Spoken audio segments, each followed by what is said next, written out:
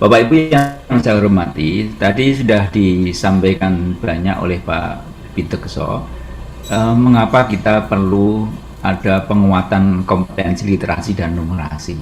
Ya, jadi salah satunya ini Bapak Ibu. Jadi Standar Nasional Pendidikan PP tentang 57 tahun 2021 inilah salah satu yang membuat kita pada siang hari ini harus bertemu dalam kegiatan webinar ini. Tadi Pak P sudah menyampaikan bahwa standar nasional pendidikan itu kriteria minimal ya tentang sistem pendidikan di seluruh wilayah hukum NKRI. Jadi siapapun yang bergerak dalam bidang pendidikan di wilayah NKRI ini harus mengacu pada standar nasional pendidikan ini. Dan ini adalah standar minimalnya. Nah, Bapak Ibu, ketika Bapak Ibu dulu mengembangkan pembelajaran mulai dari berubahnya kurikulum kita terkait dengan kurikulum berbasis kompetensi, maka dulu ketika ada kurikulum berbasis materi pindah ke kurikulum berbasis kompetensi karena tuntutannya berbeda, maka saatlah muncul standar nasional pendidikan, yaitu kompetensi lulusannya itu sesuai dengan seperti apa. Maka di tahun 2005 muncul PP 19 tahun 2005 tentang standar nasional pendidikan. Kemudian berkembang lagi pada tahun 2015 juga muncul PP nomor 13 tahun 2015 tentang standar nasional pendidikan lagi. Karena tuntutannya saat itu beda.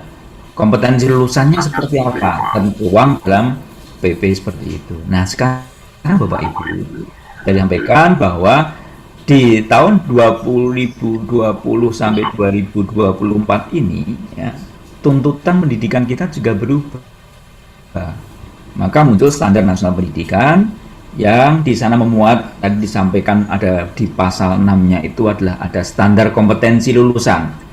Jadi ketika kompetensi lulusan minimalnya itu tertera di dalam PP ini, maka siang hari ini kita bertemu untuk berdiskusi terkait dengan bagaimana menguatkan literasi dan numerasi itu melalui pembelajaran. Tadi di chat saya membaca salah satunya ditanyakan tentang bagaimana profil itu akan didapat, kemudian seperti apa begitu ya. Di PP ini disampaikan Bapak Ibu bahwa evaluasi sistem pendidikan nanti akan dilakukan oleh pemerintah ya, di wilayah pemerintah, di mana pada evaluasi sistem pendidikan nanti meliputi dua, yaitu ada evaluasi hasil belajar dan bagaimana evaluasi pada sistem pendidikan kita gitu ya. Nah, evaluasi belajar dicapai melalui apa? Dicapai melalui kemarin asesmen nasional. Salah satunya diukur dengan asesmen nasional dan ada dokumen-dokumen lain yang nanti akan digunakan untuk menentukan profil satuan pendidikan. Nah, profil satuan pendidikan ini Bapak Ibu akan digunakan sebagai dasar untuk memberikan layanan. Nah, profilnya akan muncul kapan gitu.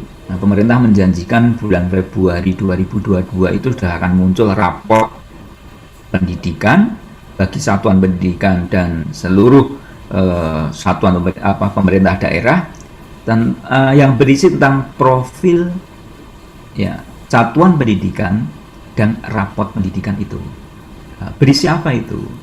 Berisi tentang ini Bapak Ibu, apa hasil belajar atau capaian pembelajaran yang sudah dipunyai oleh peserta didik kita, yaitu bagaimana sekolah itu memberikan layanan terkait dengan kompetensi kognitif siswa, yaitu terkait dengan kompetensi literasi maupun numerasi, dan bagaimana terkait dengan karakter perilaku anak ini.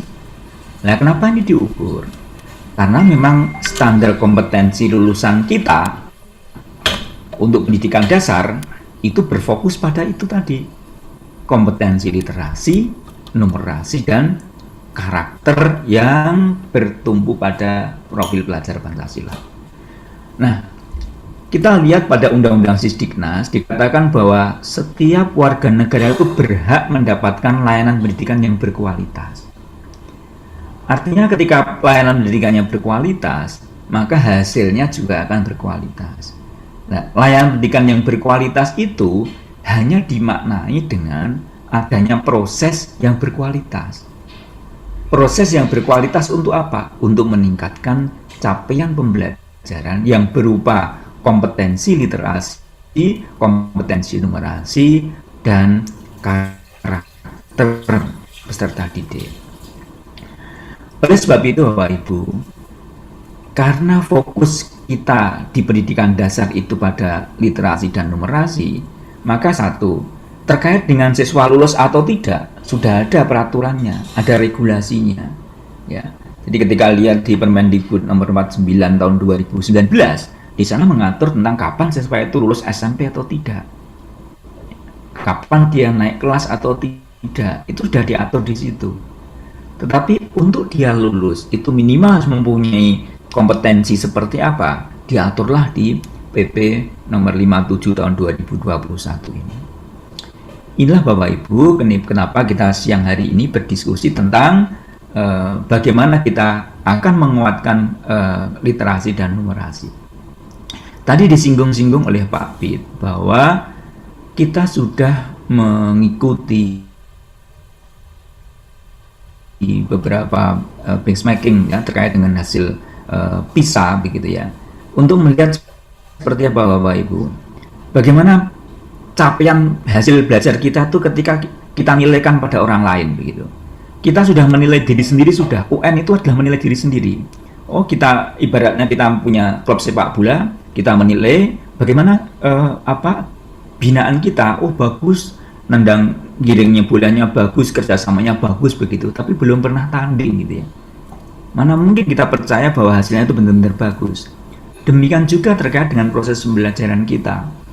Ketika UN hasil kita sudah cukup baik seperti itu, tapi bagaimana ketika kita mengikuti PISA begitu ya.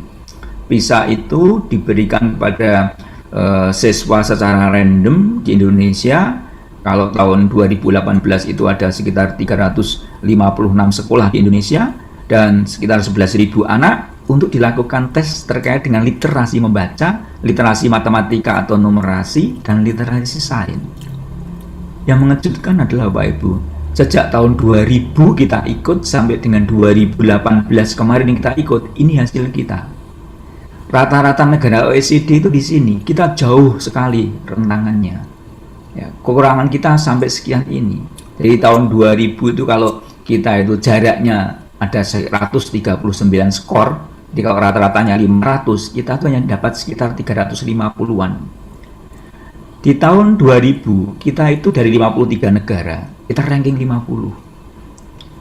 Kita sudah berubah kurikulum, sudah ditingkatkan pembelajarannya seperti apa, begitu ya. Tahun 2018, kita ikut, ya. Kita ada di peringkat 72 dari 78 negara. Berbeda dengan Olimpiade, Bapak Ibu. Kalau Olimpiade itu anak disiapkan, di drill, kemudian setelah itu diikut lombakan, begitu ya. Maka itu tidak mencerminkan tentang pembelajaran yang ada di Indonesia. Tapi ketika PISA tidak, sekolahnya di random, siswanya di random, diambil seperti hanya AKM kemarin, siswanya di random seperti itu, ya kemudian hasilnya inilah gambaran dari potret pendidikan kita, bahwa secara random kita dapatkan kita masih ada di ranking 72 dari 78 negara. Nah, oleh sebab itu Bapak Ibu, kalau kita melihat bahwa secara umum capaian kompetensi kita bahwa 71% siswa itu masih berada di bawah kompetensi minimum kita. Meskipun Bapak Ibu dalam pembelajarannya katanya siswa itu sudah lolos KKM-nya, apakah betul-betul mereka itu lolos KKM atau memang sebenarnya tidak lolos KKM seperti itu? Karena ketika kita uji 71% siswa itu berada di bawah kompetensi minimum itu. Nah, untuk itu Bapak Ibu, kita yakin bahwa yang menyebabkan banyak hal, ya. Tapi yang bisa kita lakukan adalah apa yang menjadi kewenangan kita. Ketika kita mengajar, kalau yang terkait dengan urusan sarana prasarana dan sebagainya itu orang lain yang biar mikir, karena yang punya kebijakan itu sudah ada yang mikir tentang itu. Tapi hal yang terkecil bagi kita adalah kita ketika kita mengajar, ya bagaimana kita melakukan proses pembelajaran yang baik sehingga siswa kita itu akan mendapatkan hasil yang optimal. Untuk itu Bapak Ibu, kita akan diskusi tentang bagaimana menguatkan konsep numerasi dan dalam pembelajaran dan penilaian. Jadi yang kita lakukan saat ini adalah kebiasaan membaca. Kita sudah sudah berjalan cukup lama. Bahkan saking pentingnya membaca begitu, sampai kebiasaan membaca aja dibuat Permendikbud.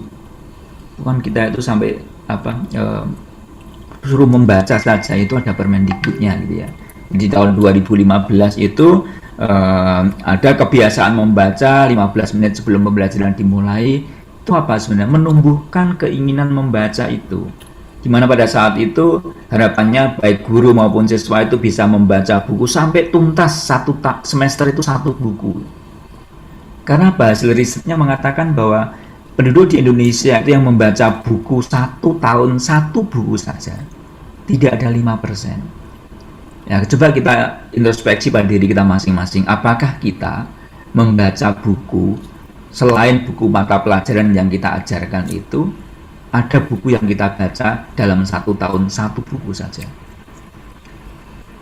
Ketika memang kesadaran membaca kita itu rendah gitu, maka ada gerakan literasi sekolah, bagaimana menumbuhkan literasi membaca di rumah, menumbuhkan membaca di masyarakat, menumbuhkan baca di sekolah, itu sudah jalan selama ini dan itu tidak boleh berkurang, terus harus kita bina, kita tingkatkan.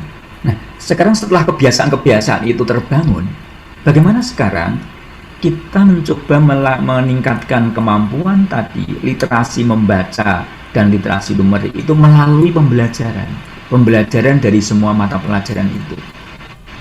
Kenapa harus semua mata pelajaran? Karena SKL kita mengatakan bahwa lulusan kita itu mempunyai 2 kompetensi itu. Yang bertanggung jawab siapa? Ya semua mapel itu kendaraan untuk mencapai 2 kompetensi yang kita punya seperti itu. Baik Bapak Ibu, tadi sudah diskusi banyak terkait dengan literasi. Nah, literasi dan numerasi memang 2 hal yang tidak bisa dipisahkan. Tapi ketika pertanyaannya adalah kenapa kok ketika ujian kemarin asesmen itu dibedakan antara literasi dan numerasi. Nah, dari 2 hal itu sebenarnya akan dilihat bagaimana masing-masing komponen itu untuk kalau misalnya didapatkan nanti di profil satuan pendidikan, di profil Bapak Ibu sekalian yang akan muncul Februari besok, itu sudah akan dilihat di rapot Bapak Ibu.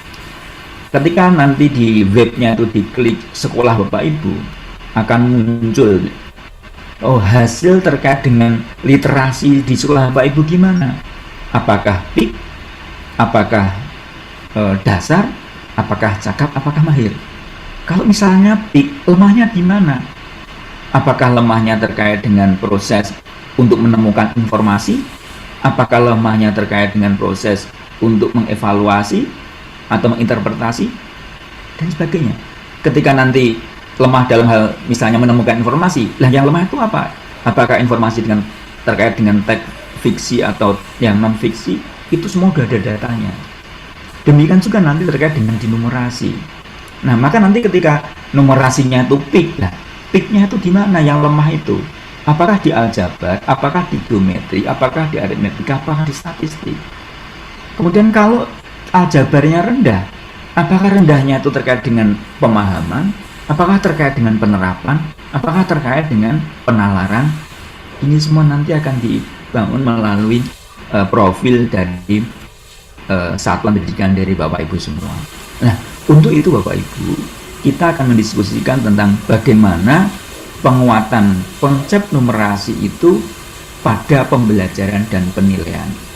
Jadi tentang gerakan dengan sarana-sarana untuk mengaktifkan, ini semua sudah Bapak Ibu lakukan semua di sekolah. Nah, fokus kita adalah bagaimana untuk menguatkan pada pembelajaran dan penilaian. Untuk itu Bapak Ibu, yang akan kita bicarakan pada siang hari ini ada 3. Yang pertama adalah bagaimana kita melakukan satu penyamaan persepsi tentang apa tuh sebenarnya numerasi itu. Apakah numerasi itu sama dengan matematika? Apakah numerasi itu sama dengan kemampuan berhitung? Apakah numerasi itu istilahnya sama dengan numerik? Apakah pada asesmen nasional itu numerasi itu menggantikan UN untuk matematika? Nah, ini nanti akan kita diskusikan di awal. Kemudian setelah itu Bapak Ibu kita akan bicara, kalau sudah tahu tentang numerasi itu seperti itu, nah bagaimana nanti kita menerapkan numerasi itu dalam pembelajaran pada semua mapel. Demikian juga bagaimana kita akan menerapkan numerasi itu dalam penilaian untuk semua mata pelajaran. Bapak Ibu saya hormati, ketika kita melihat dua masalah ini ya, yang pertama, kalau Bapak Ibu guru menanyakan tentang berapa hasil dari 50.000 ketika dikurangi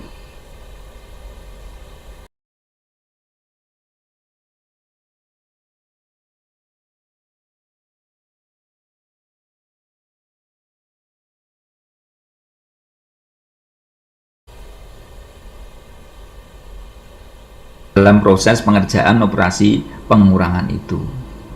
Kalau itu yang dilakukan Bapak Ibu, maka guru tadi baru mengajarkan matematika.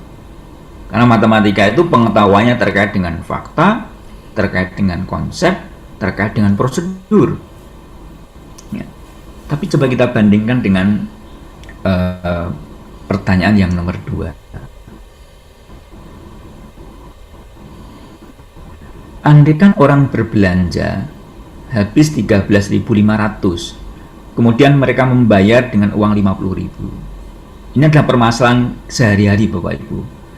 Orang belanja di pasar, orang dalam kehidupan kita di masyarakat, anak-anak sekolah jajan di kantin, ini menghadapi seperti itu.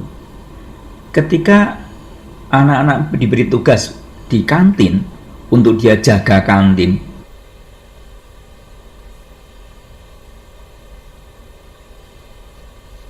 seperti itu. Wah, ini mungkin ada 3 anak itu bisa ketika mereka menyelesaikan masalah ini dengan satu cara, misalnya, anak pertama, caranya begini aja, saya kasih dulu 500 sehingga jadi 14.000, setelah 14.000 saya tambah lagi 1.000 sehingga menjadi 13.500, kemudian saya beri 5.000-an jadinya 20.000, kasih 20.000 lagi, kemudian dikasih 10.000, selesai. Yang lain enggak, saya enggak begitu. Saya beri dulu dia 6.500, kemudian setelah saya beri 6.500, akhirnya dia uangnya 20.000. Nah, kemudian saya beri uang 20.000 dan saya beli uang 5.000-an 2. Selesai.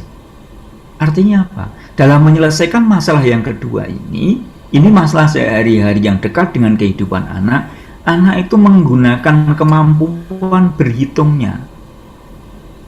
Yang dipikirkan di sini adalah bukan bagaimana menghitungnya, tapi bagaimana dia berpikir menggunakan ini tadi, menggunakan kemampuan itu tadi. Nah, inilah salah satu contoh bahwa yang nomor 2 ini adalah terkait dengan masalah numerasi, yang nomor 1 ini terkait dengan masalah matematika. Jadi matematika tidak sama dengan numerasi. Ya. Matematika itu adalah ilmu ya, yang ada di sini ada terkait dengan fakta, ada konsep, ada prosedur untuk terkait dengan operasi hitung ini. Nah, yang kedua ini adalah bagaimana orang menyelesaikan masalah sehari-hari menggunakan matematika seperti itu. Oke Bapak Ibu, berdasarkan seperti ini dari berbagai macam sumber, akhirnya saya bisa menemukan bahwa numerasi itu apa? Numerasi itu adalah kemampuan berpikir. Jadi yang saya merah ini membuat saya beri tanda bahwa numerasi itu bukan kemampuan berhitung. Numerasi bukan kemampuan untuk membuat gambar, membuat tabel, enggak. Numerasi adalah kemampuan berpikir menggunakan konsep, prosedur, fakta, dan alat matematika untuk menyelesaikan masalah sehari-hari pada berbagai jenis konteks yang relevan untuk individu sebagai warga negara Indonesia dan dunia. Jadi ketika siswa itu diberikan masalah sehari-hari dengan berbagai jenis konteks. Jadi kalau tadi Pak Pit sudah memberitahukan bahwa konteksnya itu apa ya? Konteksnya itu bisa konteks personal. Konteks personal itu adalah kehidupan anak sehari-hari itu. Entah kehidupan anak di sekolah, jajan, bermain, dia di rumah dengan keluarga, itu namanya konteks personal. Konteks sosial, ya ketika mereka terkait dengan masalah-masalah hubungan sosial yang ada. Bisa konteks ilmiah, itu konteks itu seperti itu. Nah, menggunakan konsep itu apa aja? Ada konsep penjumlahan, ada konsep pengurangan, ada perkalian, ya. Kemudian ada yang terkait dengan konsep di sini ada bentuk, ya. Ada bentuk geometris, ada yang terkait dengan urutan, ada konsep rata-rata, ada konsep jarak, ada konsep berat, ada konsep ukuran. Ketika mampu berpikir menggunakan konsep itu untuk menyelesaikan masalah, maka dia dikatakan mempunyai kemampuan numerasi. Ketika anak menggunakan, dia bisa memanfaatkan kalkulator, dia bisa menggunakan Excel untuk menghitung, dia bisa menggunakan busur, dia bisa menggunakan penggaris, meteran, menggunakan timbangan. Itu namanya dia mempunyai kemampuan berpikir untuk menyelesaikan masalah, itu dinamakan kemampuan numerasi. Jadi numerasi ini adalah kemampuan yang dimiliki oleh seseorang dalam menggunakan pengetahuan matematikanya untuk apa? Menjelaskan kejadian, memecahkan masalah, atau mengambil keputusan dalam kehidupan sehari-hari. Itulah numerasi. Jadi numerasi bukan matematika, ya. Meskipun numerasi sangat erat dengan matematika. Karena apa? Konten numerasi itu ya konten matematika. Di sana ada terkait dengan bilangan, ada terkait dengan geometri, ada terkait dengan statistik, ada terkait dengan aturan-aturan di aljabar itu. Mana yang maksimal, mana yang minimal, lebih dari, kurang dari, itu adalah keterkaitan antara satu dengan yang lain. Relasi antara satu dengan yang lainnya, itu adalah konsep matematika semuanya. Nah, berdasarkan Bapak Ibu seperti ini ya Bapak Ibu, maka satu, untuk menguatkan pembelajaran menggunakan numerasi itu satu, biasakanlah pembelajaran itu menggunakan konteks. Dalam K13, ada 13 prinsip pembelajaran menggunakan K13. Bapak Ibu baca di PP nomor Permendikbud nomor 22 tahun 2016. Salah satunya apa? Belajar itu diawali dengan suatu konteks, berasal dari hal yang sederhana ke yang lebih susah. Itu petunjuk menggunakan pembelajaran menggunakan K13. Berarti sebenarnya ketika Bapak Ibu menerapkan pembelajaran sesuai dengan kurikulum yang ada itu sudah tidak akan bermasalah sebenarnya kalau benar-benar menggunakan itu. Di K13 pembelajaran itu harusnya diawali dengan suatu konteks. Nah, ketika siswa diberi konteks dalam pembelajaran seperti itu, ya, maka kita akan sangat mudah untuk melatih mereka menguatkan literasi maupun numerasinya. Nah, sekarang bagaimana terkait dengan konteks itu sendiri, Bapak Ibu? Tadi sama disinggung-singgung terkait dengan konteks ya.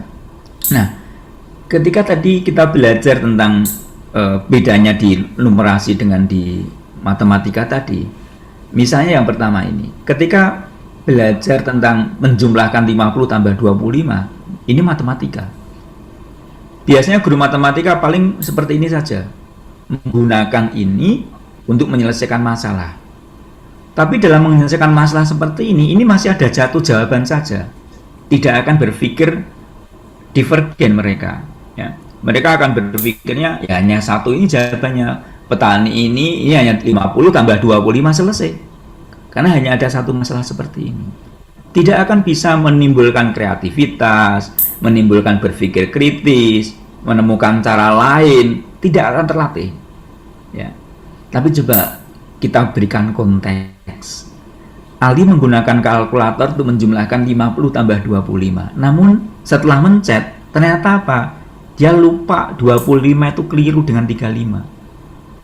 Apa yang harus dia lakukan untuk mendapatkan hasil penjumlahan yang seharusnya?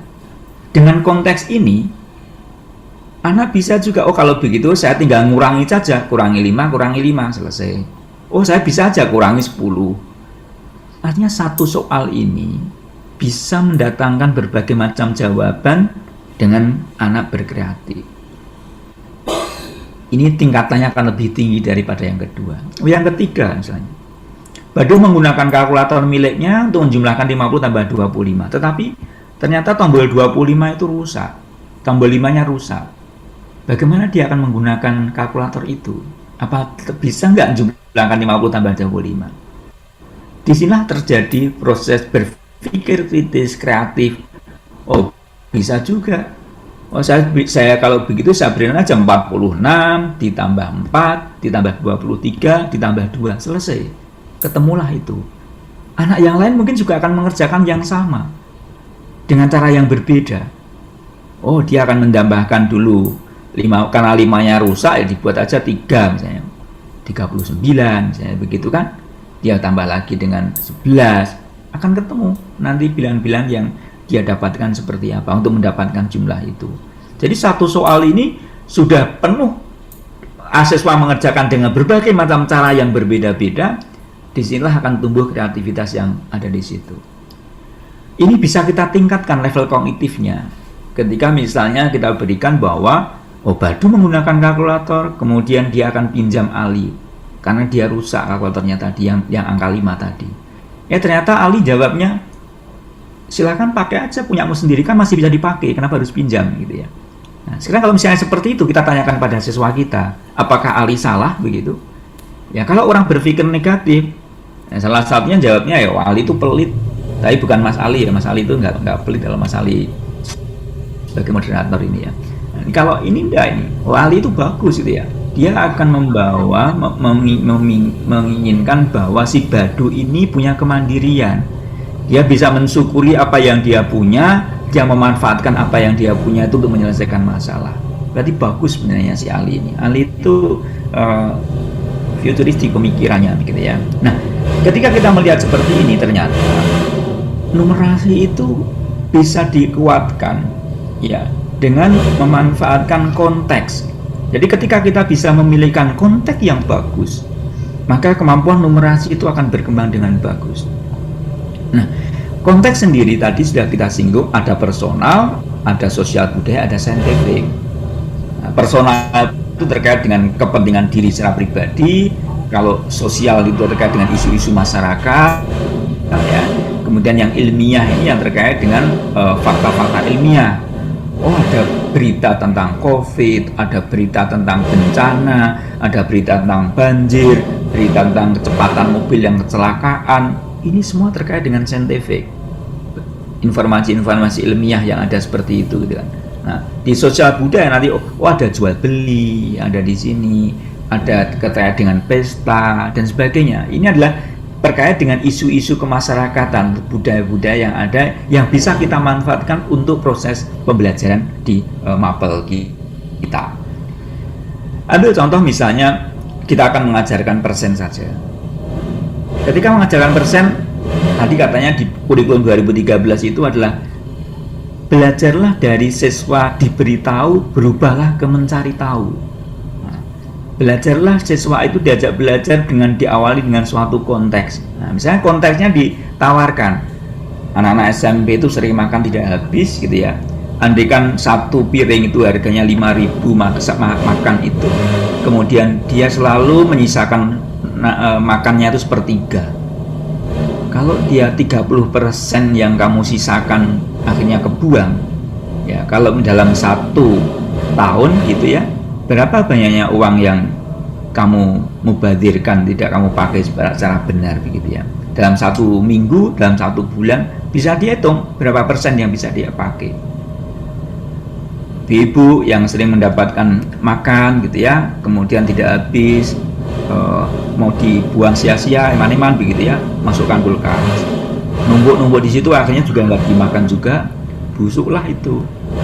Kalau misalnya kemarin itu sebelum dimakan bisa dibagikan kepada orang lain sekian persennya itu, nah tentunya kalau hal seperti itu di masyarakat ya maka mungkin persentase penduduk yang mengalami kelaparan itu akan berkurang karena kita bisa berbagi dengan mereka.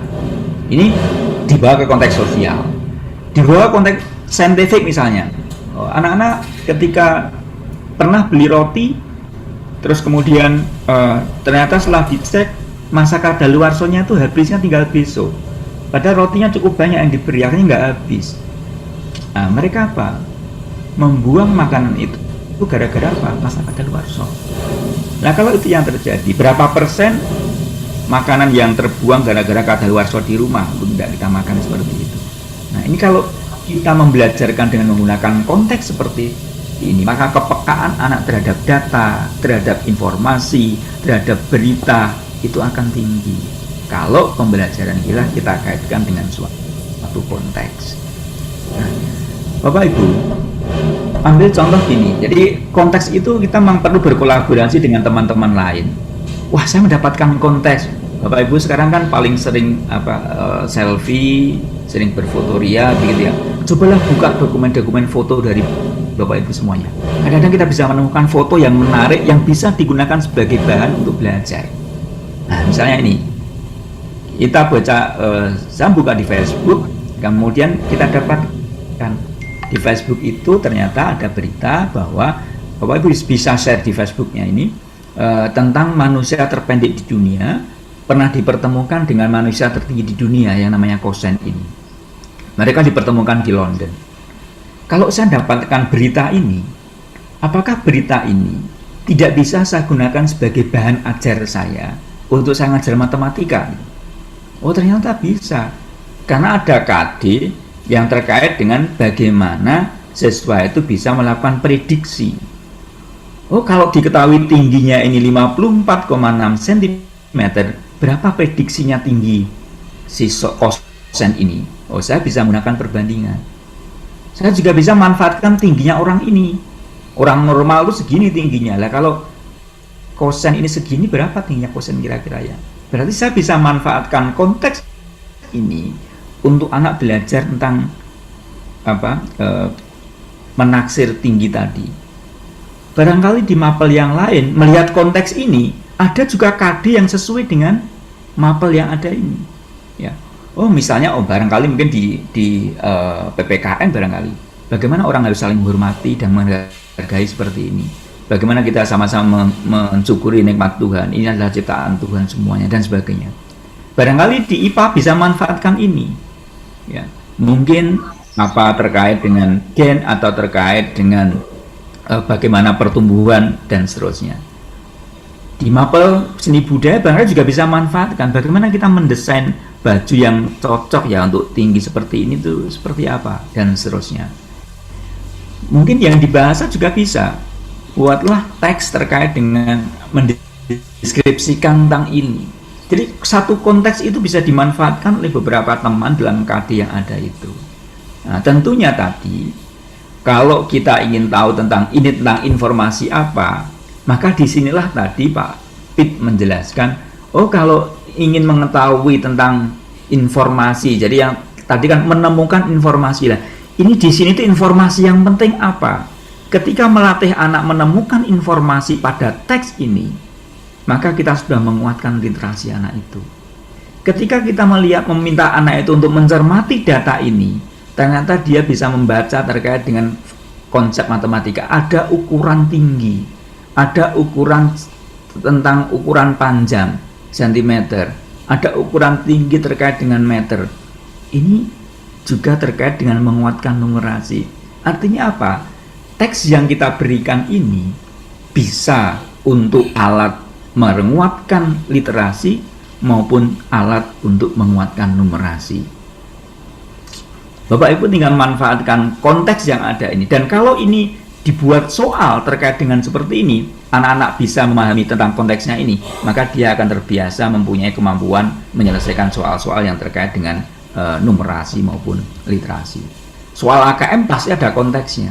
Nah, Bapak Ibu, saya berikan contoh bahwa proses kognitif dalam numerasi itu apabila anak-anak itu punya keterampilan berpikir tentang ini.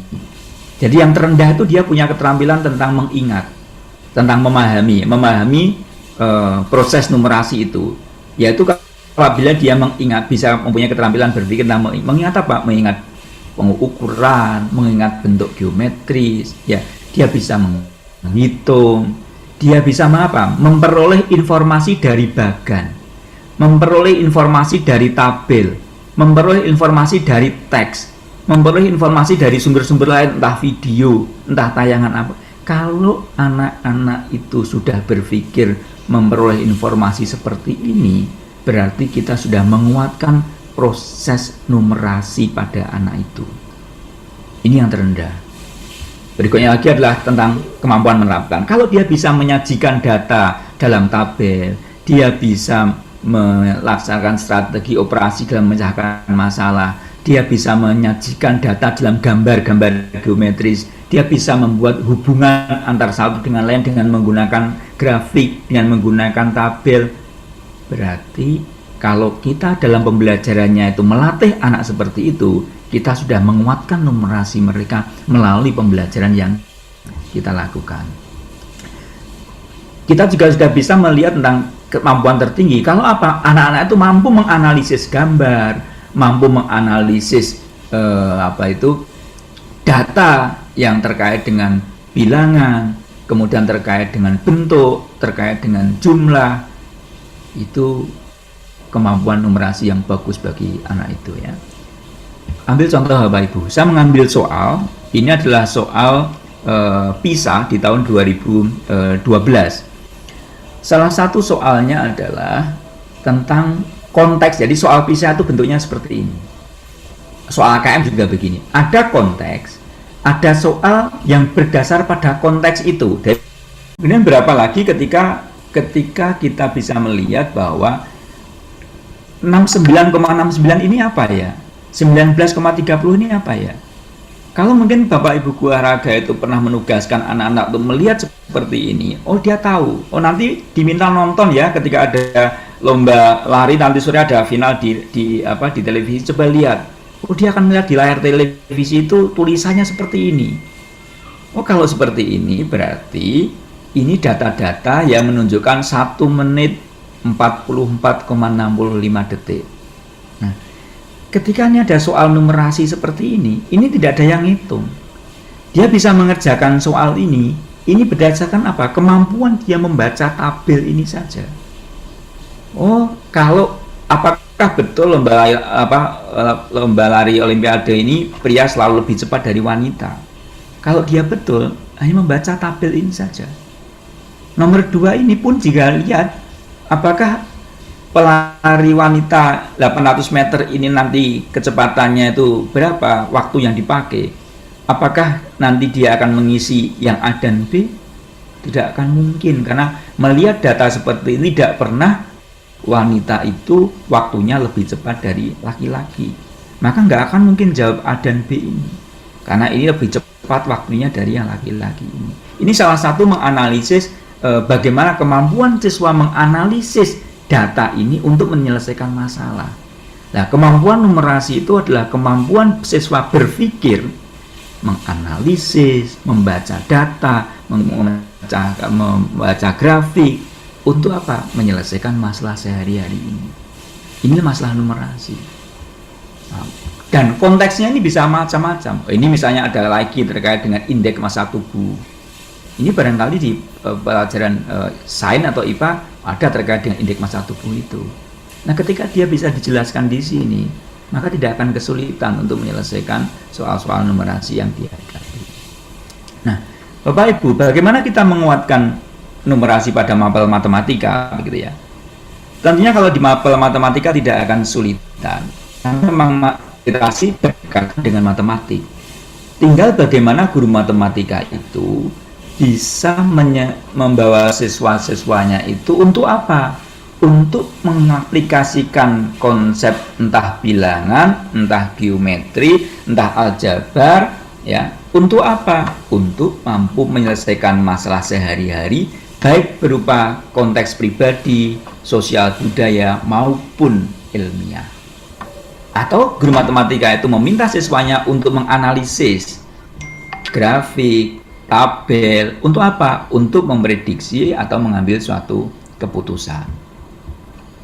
Nah, bagaimana kalau guru non matematika? Prinsipnya sama dengan matematika, hanya apa Bapak Ibu?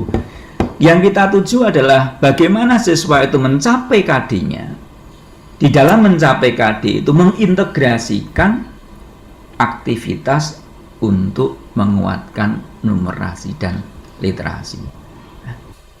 Ciri-cirinya seperti apa?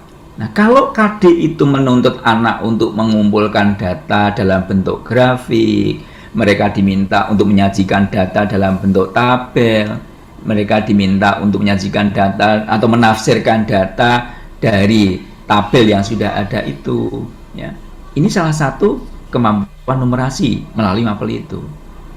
Mungkin di mapel seni budaya, anak-anak menggunakan pola. Ya. Kalau batik itu ada polanya. Ya, untuk apa? Mendesain produk, kemampuan memanfaatkan ruang. Kalau di IPS menggunakan apa? Lokasi, ada peta, ada. Ketika dia menggunakan seperti itu, berarti Bapak Ibu sudah menguatkan numerasi siswa itu.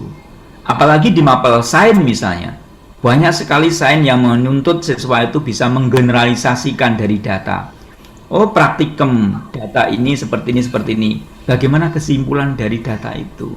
Nah, ketika itu dilakukan, itu sudah menguatkan numerasi melalui mapel selain itu.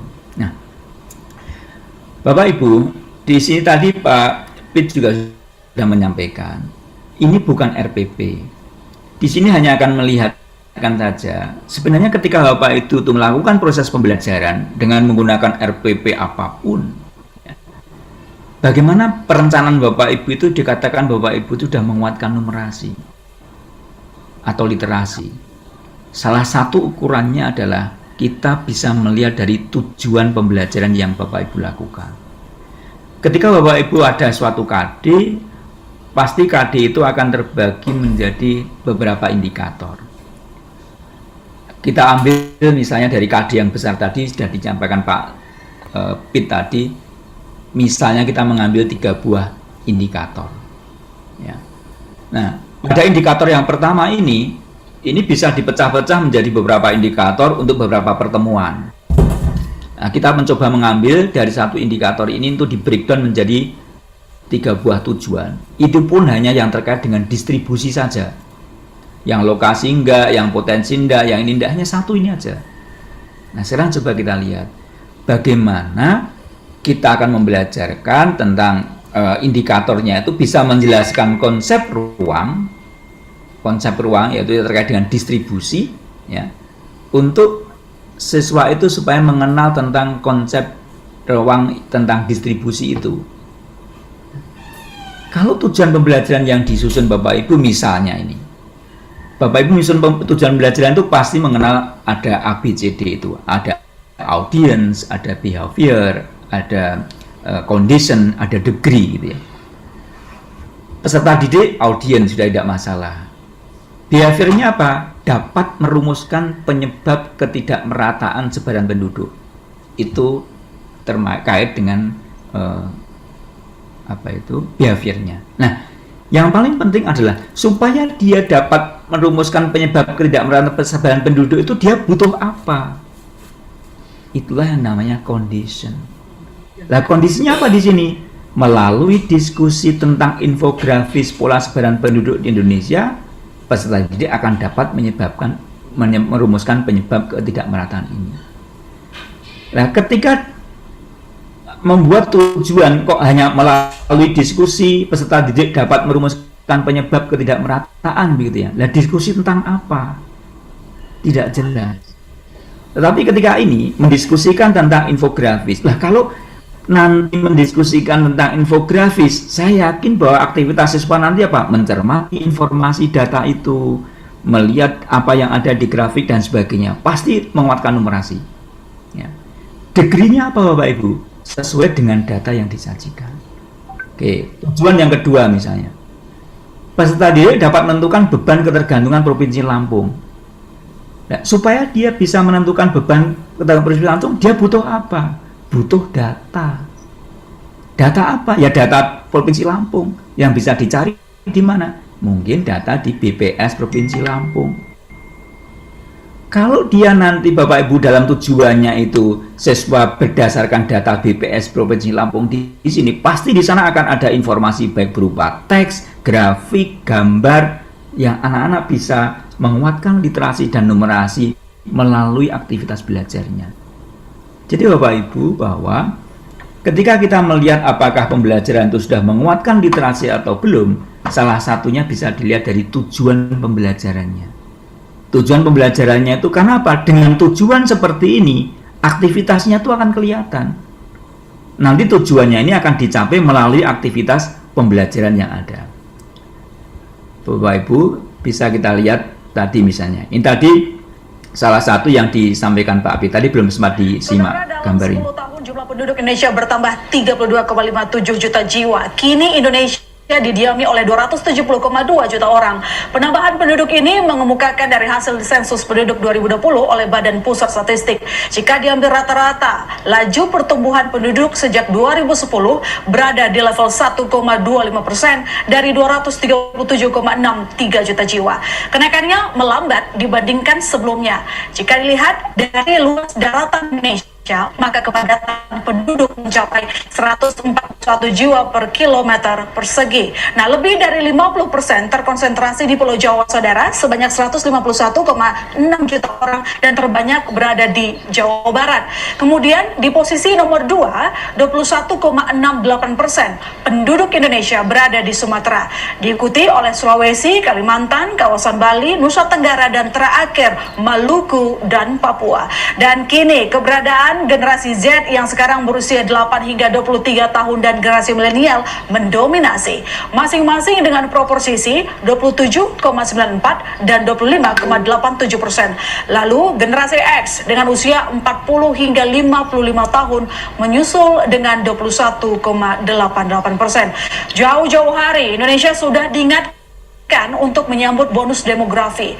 Banyaknya jumlah penduduk produktif kini nantinya tak boleh sia-sia, tetapi harus disertai dengan produktivitas yang tinggi pula. Oke, Bapak Ibu. Ketika pembelajaran yang dilakukan oleh Bapak guru IPS tadi itu mengawali seperti itu, nanti bisa kita lihat mana kegiatan itu mana kok bisa menguatkan numerasi atau literasi. Oke, untuk mencapai tujuan yang nomor 2 tadi, tujuannya apa yang nomor 2 tadi? Tujuan yang pertama ya, Bapak Ibu siswa tadi diharapkan bisa apa? Bisa mengetahui ketidakmerataan sebaran penduduk. Untuk tahu seperti ini, guru tadi memberikan bahan ajar seperti ini, diberi teks, kemudian siswa diminta mengerjakan seperti ini.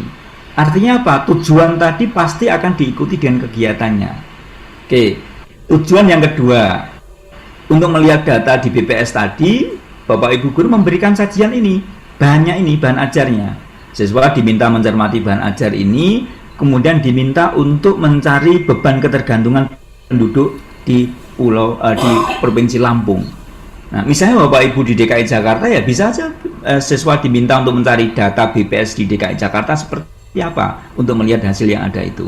Artinya tujuan pembelajaran yang kedua tadi akan diikuti oleh kegiatan inti yang mencapai tujuan pembelajaran yang dimaksud. Kemudian pada kegiatan yang ketiga, untuk tahu tentang permasalahan di Pemda tadi, maka yang dilakukan oleh Bapak Ibu guru tadi adalah siswa diminta untuk mencermati berita yang ada di QR code ini, begitu ya. Nah, kemudian diminta untuk membuat kesimpulan dengan membuat satu peta konsep seperti ini tentang distribusi penduduk di Indonesia. Ini salah satu simpulan saja tentang distribusi penduduk misalnya. Kemudian Bapak Ibu, kita perlu tahu dari aktivitas tadi sebenarnya numerasi itu dikuatkan di mana pada masing-masing. Apakah pas menayangkan video tadi juga menguatkan numerasi? Apakah ketika di kegiatan ini 1, 2, 3 tadi juga menguatkan numerasi? Apakah ketika dia memberikan penutup, bahkan ketika memberikan penilaian tadi dia juga menguatkan numerasi? Mari kita bahas satu persatu ya. Ketika tadi guru tadi mencoba mengawali pembelajaran dengan menunjukkan video ini, maka pada saat video ditayangkan, peserta didik itu pasti mencermati data kependudukan, mencermati diagram, mencermati infografis, mencermati diagram lingkaran. Di sanalah ketika peserta didik dibawa untuk menemukan data seperti itu, maka di pelajaran IPS ini, Bapak Ibu guru IPS itu sudah menguatkan peserta didik itu, ya. Oke, di kegiatan inti yang pertama ini, siswa diharapkan punya kemampuan untuk mengetahui penyebab ketidakmerataan sebaran penduduk. Diberi data informasi seperti ini, teks berupa sebaran penduduk Indonesia menurut wilayah seperti ini. Kalau siswa tidak bisa mengetahui tentang ketidakmerataan ini, belum tahu, maka Bapak Ibu bisa bertanya dengan menggunakan formative assessment ini. Tanya dulu tentang berapa banyak penduduk nasional, berapa banyak penduduk di Pulau Sulawesi. Nah, kalau dia bisa membaca informasi yang Sulawesi itu penduduknya berapa, tidak ada di sini. Tapi dia bisa memanfaatkan kemampuan matematikanya karena dia pernah belajar persen, maka dia bisa menggunakan persen itu untuk menghitung berapa banyak penduduk di Pulau Sulawesi. Jadi ketika kegiatan inti ini, kegiatannya bukan mengajarkan matematika, tetapi mengajar bagaimana penyebab ketidakmerataan sebaran penduduk. Nah, tapi dalam proses seperti itu, Bapak Ibu guru tadi sudah menguatkan numerasinya. Karena apa? Anak-anak secara bertahap diminta apa? Mengidentifikasi persentase penduduk, membandingkan mana penduduk antar pulau itu. Jadi kemampuan membandingkan itu kemampuan numerasi. Kemampuan menentukan penduduk yang paling padat penduduknya. Jadi urutan, mengurutkan itu kemampuan numerasi. Menyusun argumentasi tentang penyebab ketidakmerataan penduduk, memberikan kesimpulan berdasarkan data, itu adalah kemampuan numerasi. Oke, yang ketiga tadi ya Pak Ibu, ketika ada data terkait dengan ini, kemudian anak-anak diminta untuk menentukan beban ketergantungan penduduk besar atau tidak. Supaya dia tahu tentang beban seperti itu, tanya dulu berapa banyak penduduk berusia lanjut, berapa banyak. Ini membaca data informasi yang ada di tabel. Ini bukan ngajar matematika, tetapi mengajarkan IPS, ya. Dan ketika mengajarkan IPS itu, anak dilatih membaca data, membaca informasi, membaca grafik yang ada dalam data itu. Nah, inilah Bapak Ibu guru yang mengajar IPS ini, melalui pembelajaran IPS yang dia lakukan, Bapak Ibu ini sudah menguatkan numerasi kepada siswanya. Ya. Dikatakan bahwa ketika siswa belajar tentang menentukan banyak penduduk usia lanjut, menentukan banyak penduduk usia produktif, membandingkan banyak penduduk usia lanjut dan produktif, ini semua adalah menguatkan kemampuan numerasi. Ini cukup menarik Bapak Ibu. Tadi Pak Pit juga menyampaikan, saat ini kita kemana ke mall harus nyekan peduli lindungi terkait dengan barcode seperti ini.